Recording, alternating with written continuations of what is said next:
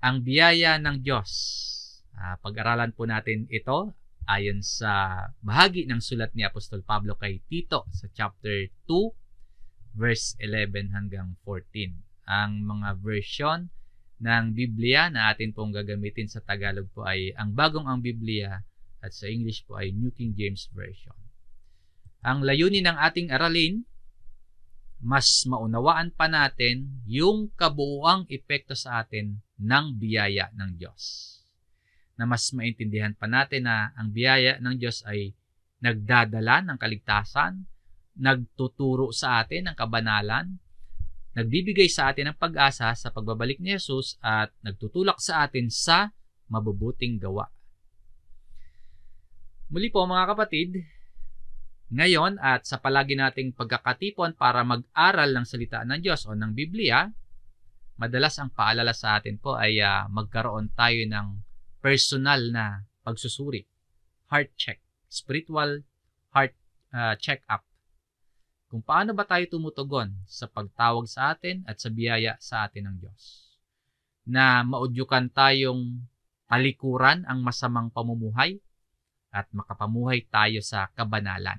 At magkaroon tayo ng kasigasigan sa ating mga puso na gumawa ng mabuti. Bunga po yan ng ating pananampalataya at pagkatamo ng kaligtasan. So, bakit ba kailangang laging ipaalala sa atin itong biyaya ng Diyos? Dahil po sa dalawang kalagayan. Ang kapahamakan at ang kaligtasan ng kaluluwa. Alam natin kung ano yung mabuti. Alam natin kung ano yung tama at walang duda gusto natin ang kaligtasan. Pero marami po sa atin ang nakakalimot pagkaminsan. Winawalang bahala o kaya hindi pinapahalagan at ipinagpapalit pa sa mga pansamantalang mga bagay. Kaya kailangang palaging ipaalala, kailangang palaging naririnig natin itong tungkol sa biyaya ng Diyos. Ang buhay natin maraming kaabalahan. Ang mga tao maraming iniisip, maraming gustong gawin, maraming gustong marating.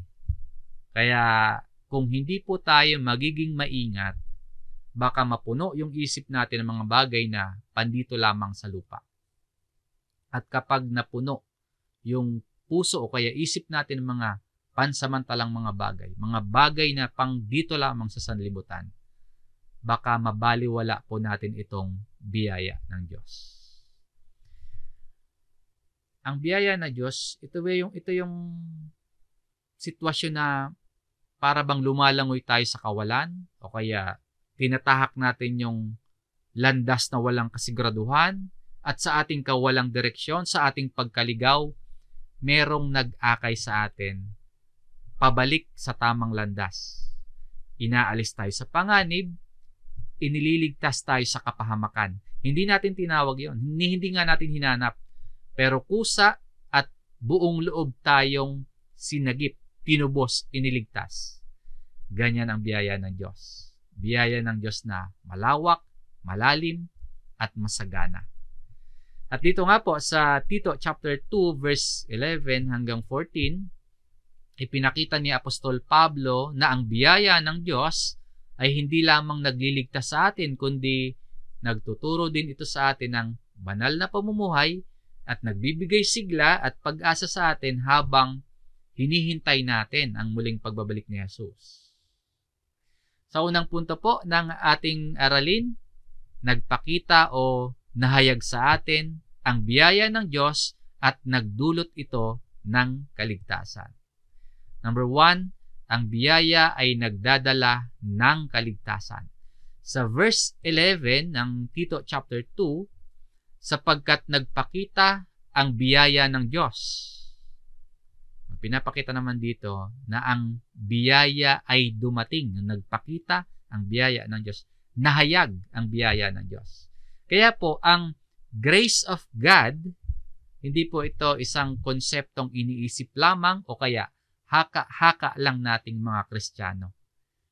Ang nagpakita o has appeared sa Greek word po ay epiphaino.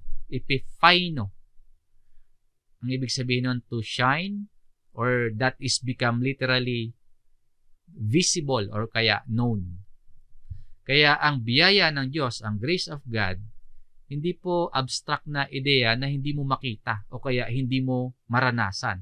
Kundi ang biyaya ng Diyos, isang totoong ideya na nararanasan o kaya naranasan sa pisikal na paraan. Ang biyaya ay ipinakita, no? Nagpakita ang biyaya ng Diyos. Nahayag, dumating sa pamamagitan ni Jesus. Sa John chapter 1 verse 17, ganito po ang nakasulat. Sapagkat ibinigay sa pamamagitan ni Moises ang kautusan. Ang biyaya at ang katotohanan ay dumating sa pamamagitan ni Jesucristo. Ang biyaya at katotohanan dumating sa pamamagitan ni Jesus. Kaya ang ibig sabihin po ng nagpakita ang biyaya ng Diyos, doon po sa sulat ni Pablo kay Tito, sa ating main verse, dumating sa aktwal, no? Totoong nangyari sa kasaysayan na sa pagdating ni Jesus, ipinakita ng Diyos ang kanyang biyaya. No? But grace came through Jesus Christ. Ang Panginoong Jesus mismo, ang biyaya ng Diyos. Ang Panginoong Jesus mismo, ang grace of God na nahayag o dumating sa atin. Ngayon, ano po yung dala ni Jesus o ano yung dala ng biyaya ng Diyos? No? Sabi sa ating main verse, ang biyaya sapagkat nagpakita ang biyaya ng Diyos na nagdadala ng kaligtasan. That brings salvation. Ang salvation po o kaligtasan, hindi ito gantimpala. Hindi bayad sa trabaho or mga gawa natin, kundi ito ay libre, pero makapangyarihang kaloob mula sa Diyos. Sinabi din po ni Apostol Pablo sa mga mananampalataya sa Efeso, sa Ephesians chapter 2 verse 8, basahin po natin, sapagkat sa biyaya, kayo'y naligtas sa pamamagitan ng pananampalataya, at ito'y hindi sa pamamagitan ng inyong sarili, ang kaligtasan po, ang biyaya. Ito'y kaloob ng Diyos. Ang kaligtasan hindi bunga ng ating mga gawa. Hindi sa pamamagitan ng sarili natin. Ang totoo niyan, wala ni isa man sa atin ang karapat-dapat sa biyaya, sa kaligtasan. Ang magandang balita, ang salvation ay hindi sa pamamagitan ng gawa natin, kundi ito ay kaloob ng Diyos sa pamamagitan ng pananampalataya. For by grace, you have been saved through faith. Ito'y kaloob ng Diyos. Sa sulat ni Pablo kay Tito, para kanino daw po? No? Kung dumating yung biyaya at ito'y kaloob ng Diyos na nagdadala ng kaligtasan, para kanino daw po? Ang biyaya ng Diyos na naghahatid ng kaligtasan. Sabi po dito, sa lahat ng tao. Ibig sabihin, ang kaligtasan ay inaalok para sa lahat.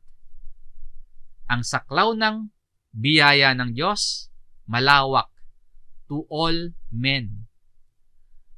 Hudyo man yan, o hintil, mayaman man o mahirap, mabuting tao o masamang tao, walang pinipili ang biyaya ng Diyos. Ipinapahayag ito para sa lahat. Hindi limitado sa iilan lang.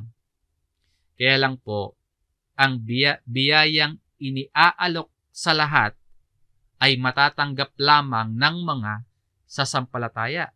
Kaya nga sa binasa natin kanina sa Ephesians chapter 2 verse 8, sapagkat sa biyaya kayo'y naligtas sa pamamagitan ng pananampalataya. Meaning po, hindi automatic na ang lahat ng tao ay ligtas, kundi ang lahat ng tao ay inaanyayahan.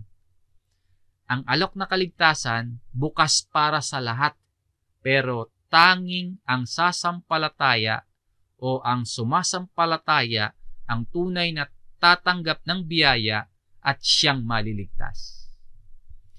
Inihayag sa buong sangkatauhan. Yun yung ibig sabihin dito, to all men. Pero ang makikinabang lamang po sa biyaya ng Diyos ay kung sino ang tutugon sa pananampalataya kay Jesus. Again, ang biyaya ay para sa lahat. Kaya tanggapin mo ito ngayon, mga kapatid. Kasi hindi lahat tumatanggap eh. Ikaw po, tayong lahat ay inaanyayahan inihahayag para sa lahat. Ang biyaya ay para sa lahat, kaya tanggapin mo ito ngayon. Tanggapin ang biyaya sa pamamagitan ng pananampalataya, hindi sa sariling gawa. Ito po ay galing sa Diyos, kaloob ng Diyos. It is the gift of God. Ngayon, kung sa pamamagitan ng pananampalataya, tayo ay naligtas at kung tinanggap o nasa atin ang biyayang ito, dapat po nakikita ito sa ating buhay. Kung nasa atin yung biyaya ng Diyos, nakikitaan tayo ng pagbabagong buhay. Ito po yung ikalawang punto sa ating aralin. Ang biyaya ay nagtuturo ng banal na pamumuhay. Ang biyaya ng Diyos hindi lang nagdadala sa atin ng kaligtasan, kundi nagtuturo din ito sa pagbabagong buhay. Hindi lamang tayo iniligtas ng Diyos para manatili sa dating masamang pamumuhay, kundi ang hubugin din tayong maging kawangis ni Kristo.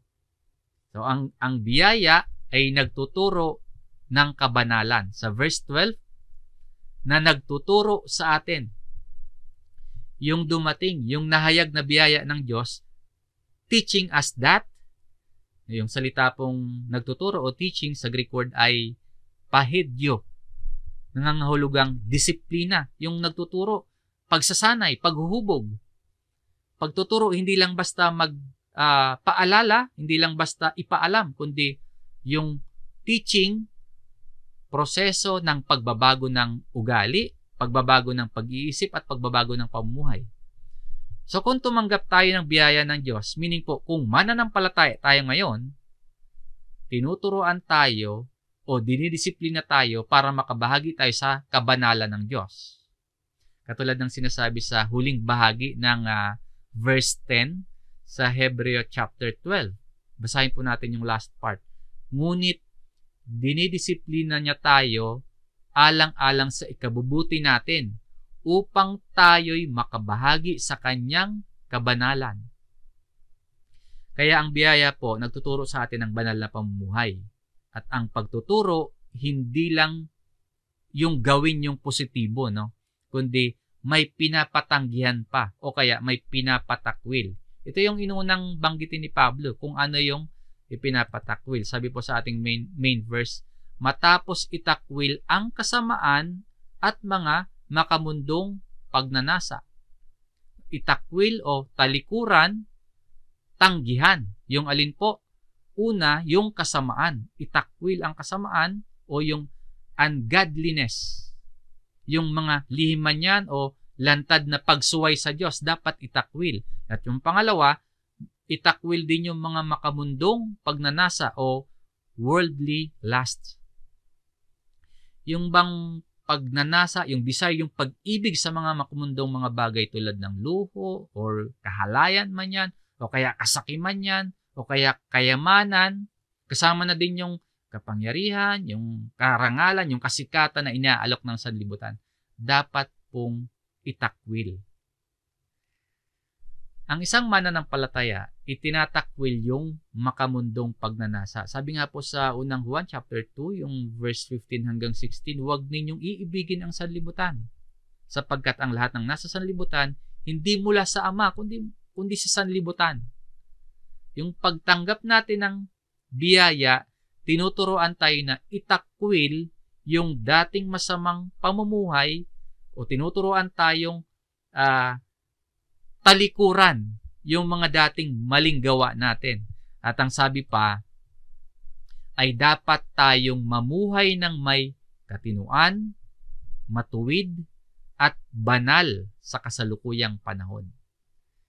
Kung yung mga negatibo ay dapat itakwil yung kasamaan, yung mga makamundong pagnanasa, yung positibong aspeto naman dapat na ipamuhay. Ano-ano yung positibong aspeto na dapat na nakikita sa atin? Mamuhay ng may katinuan. Disiplinado, matino. marunong magpigil sa sarili, may control sa emosyon, yan yung may katinoan. May control sa hangarin, may control sa pagnanasa. At ano pa?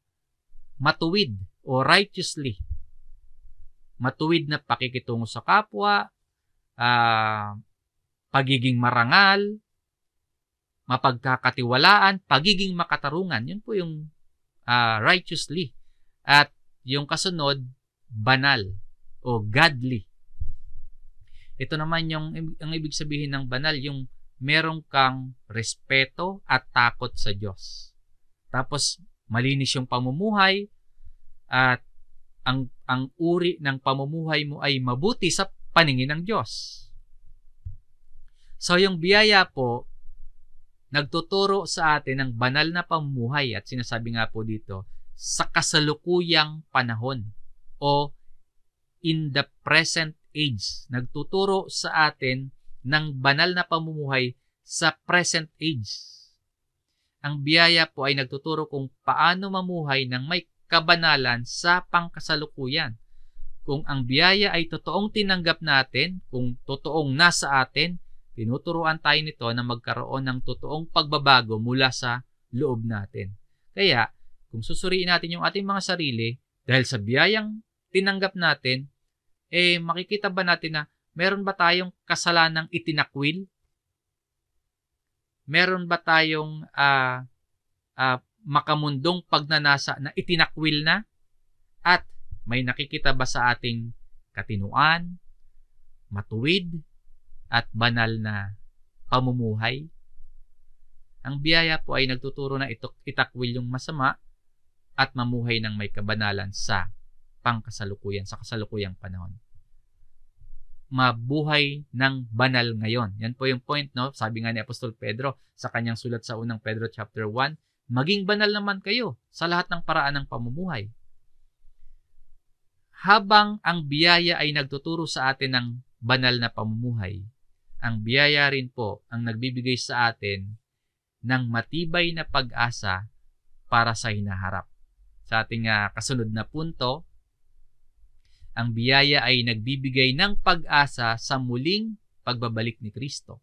Sa Tito chapter 2 sa verse 13, habang hinihintay natin.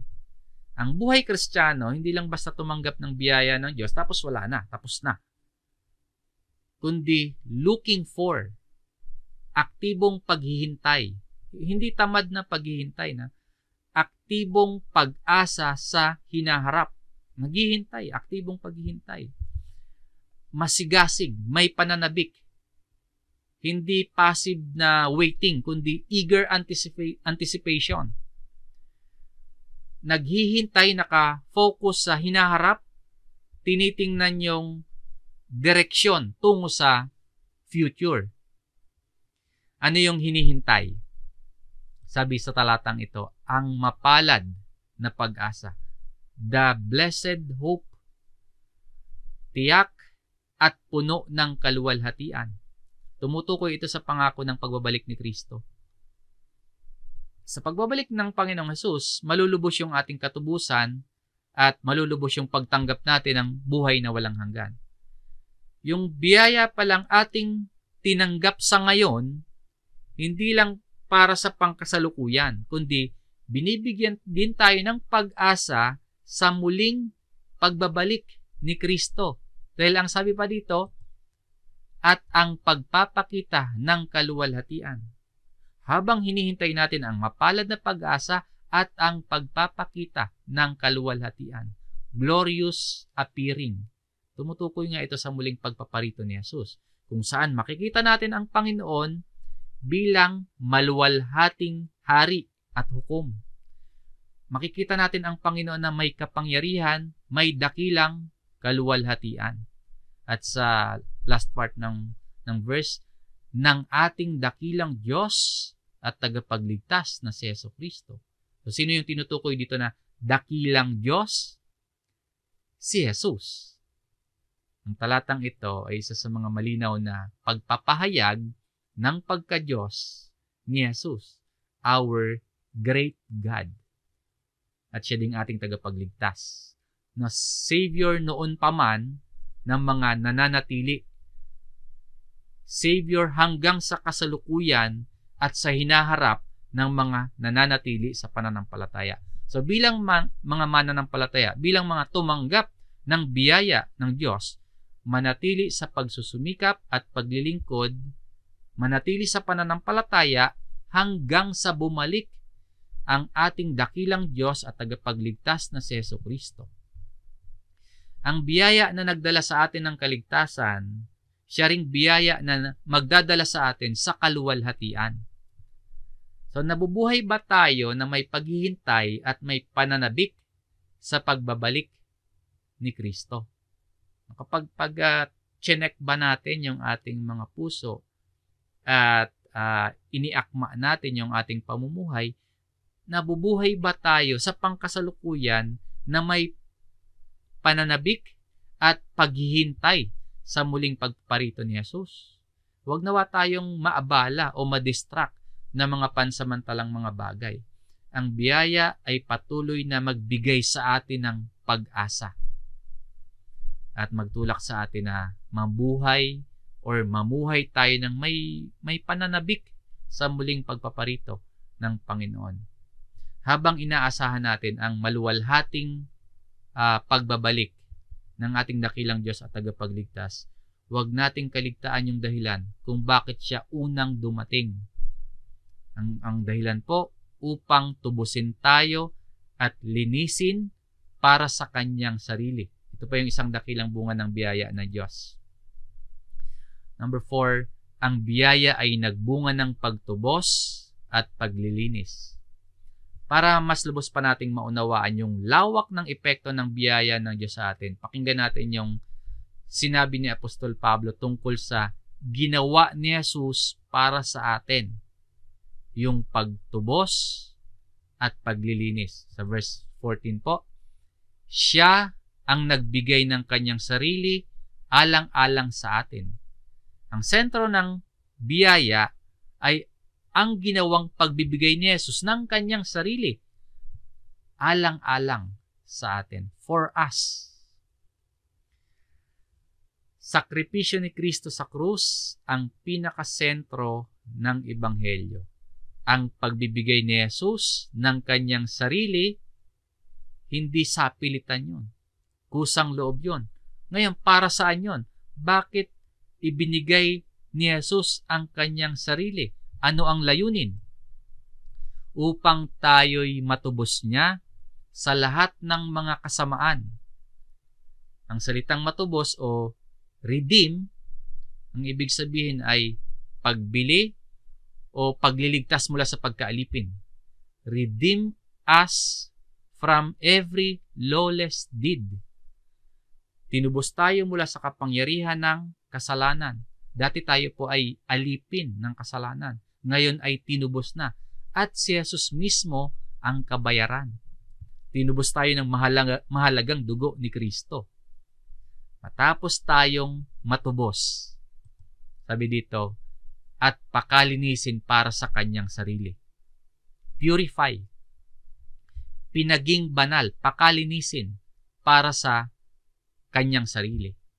Paglilinis mula sa loob, paglilinis mula sa puso, paglilinis ng mga motibo natin mula sa loob hanggang sa panlabas natin. Ibig sabihin, pati yung pamumuhay at mga kilos natin, pinapaging banal.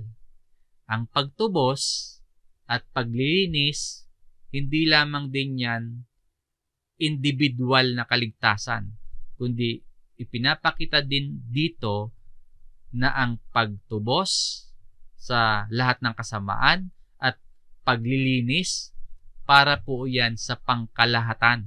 Sabi dito, ang sambayanang pag-aari niya. So, hindi lang individual, no, kundi pangkalahatan. His own special people na masigasig sa mabubuting gawa. Ang tinutukoy dito, mga mananampalataya, yung His own special people. Yung church, ang mga tinubos at mga nilinis ni Jesus, yan yung sambayanang pag-aari niya. Ang mga mananampalataya ay pag-aari ni Jesus at ang kanyang layunin ay gawing masigasig ang bawat isa sa paggawa ng mabuti. Ang biyaya ng Diyos sa pamamagitan ni Kristo hindi lamang nagligtas sa atin, kundi nagbagong buhay sa atin. Tinubos tayo mula sa kasamaan, nilinis tayo para sa kabanalan, at ginawa tayong masigasig sa mabubuting gawa. Oo nga, hindi tayo niligtas sa pamamagitan ng gawa, pero iniligtas tayo para sa mabubuting gawa. Mga kapatid, nakita natin ngayon yung lawak at yung lalim at layunin ng biyaya ng Diyos. Ang biyaya ng Diyos ay nagpakita. Ang biyayang iyon, biyayang nagligtas sa atin. Biyayang nagtuturo sa atin ng kabanalan. At biyayang nagbibigay ng pag-asa at pananabik sa pagbabalik ni Kristo at nagdulot ng pagtubos at paglilinis sa ating buhay. Yung biyaya po ng Diyos, totoo. Nag-aanyaya sa atin na talikuran yung kasamaan, yung mga kasamaan, at talikuran yung mga makamundong pagnanasa.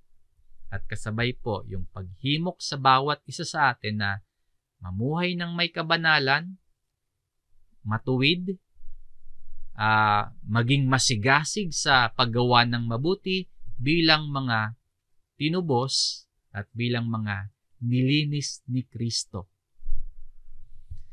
Ang biyaya ng Diyos na tinalakay natin ngayon ay tunay ngang may pamuhay natin.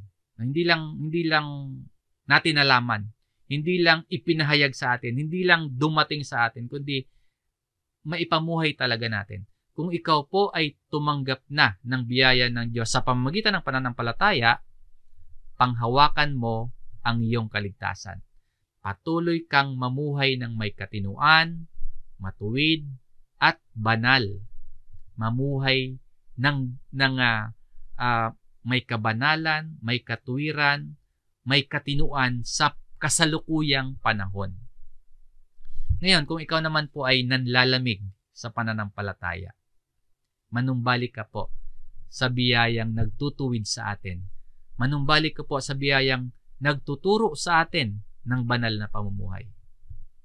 At kung ikaw naman po ay hindi pa tumanggap sa Panginoong Hesus, ngayon po ang araw ng kaligtasan. Ang biyaya ng Diyos ay nagpakita sa iyo ngayon. Huwag mong sasayangin. Huwag mong sayangin, palalagpasin. Sumampalataya ka kay Jesus bilang Panginoon at tagapagligtas, sapagkat nagpakita ang biyaya ng Diyos.